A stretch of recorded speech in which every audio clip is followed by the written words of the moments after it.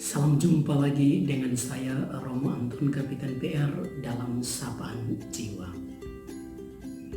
Saudara-saudari terkasih, punya iman, punya harapan,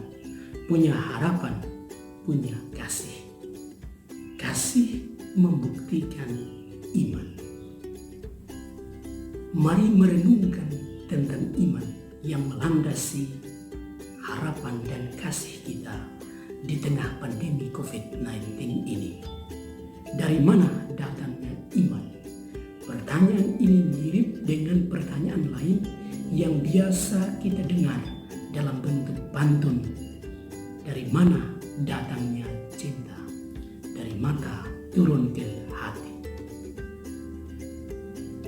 Saudara-saudari terkasih, Rasul Paulus mengatakan iman itu datang dari pendengaran. Jadi iman itu timbul dari pendengaran. Dapat kita baca dalam surat Rasul Paulus kepada jemaat di Roma bab 10 ayat 17. Sejenak mengingatkan kita dalam kisah panggilan Abram yang kemudian menjadi Abraham bapa bangsa, sebagaimana dapat kita baca di dalam kitab Kejadian bab 12. Allah menjumpai Abram. Allah berbicara kepadanya. Abram yang ketika itu berumur 75 tahun mendengarkan suara Allah dan melaksanakan apa yang didengarkan itu. Abraham meninggalkan tanah kelahirannya dan berangkat ke negeri Kanaan. Mengapa demikian?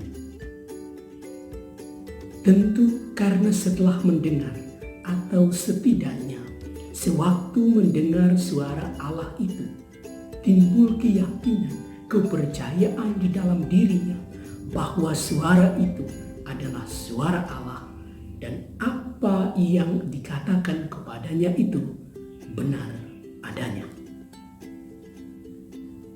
Dalam era perjanjian baru, kalau Bunda Maria malas tahu dengan kabar malaikat, bagaimana mungkin kehendak Allah bisa terpenuhi di dalam dirinya?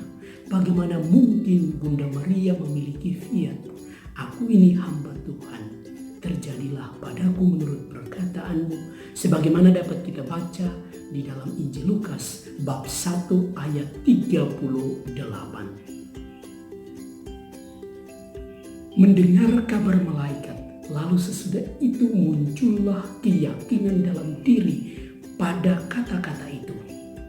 Terjadilah kehendak Allah di dalam diri Bunda Maria. Kalau setelah Yesus mengatakan, "Mari, ikutlah aku dan kamu akan kujadikan penjala manusia," Simon Petrus dan saudaranya Andreas yang mendengarkan undangan Yesus itu tidak pusing peduli dengan undangan itu.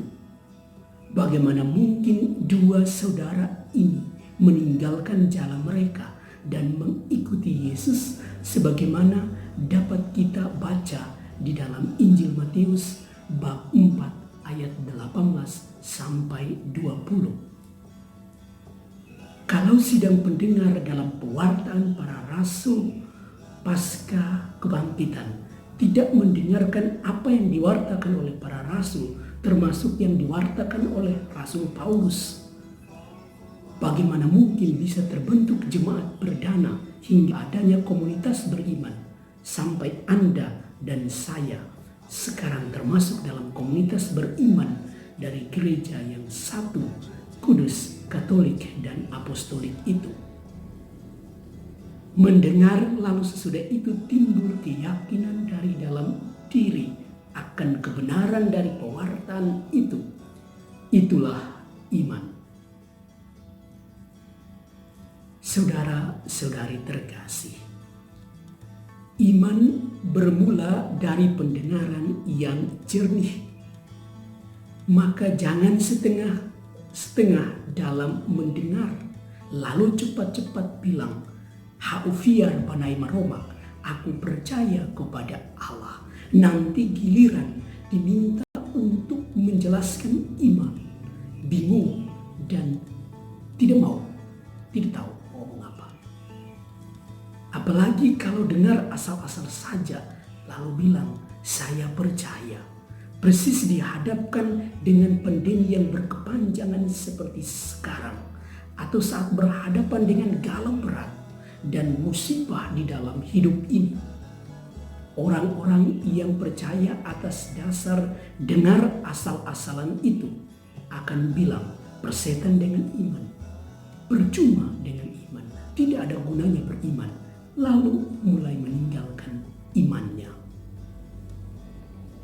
Saudara-saudari terkasih, mesti dengar dengan jelas, maka perlu buka telinga dan buka hati terhadap suara Allah yang datang, entah lewat alam, entah lewat sesama, atau lewat channel sapaan jiwa ini, atau lewat suara hatimu, atau bisa jadi lewat virus corona yang sedang kita alami saat ini.